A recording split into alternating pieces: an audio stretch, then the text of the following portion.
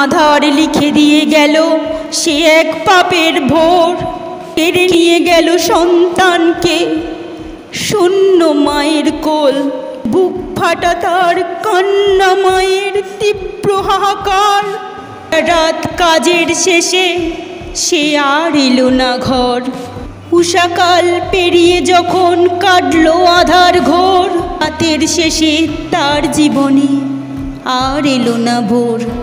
ভোরের বেলায় তন্দ্রাচ্ছন্ন পুরো বিশ্ব ঘুমিয়ে, প্রাণ বাঁচাতে চিৎকার করে কেঁদেছিল সেই মেয়ে।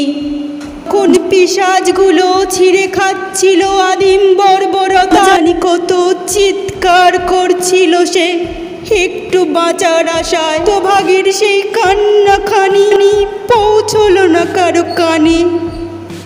একজনও যদি শুনতে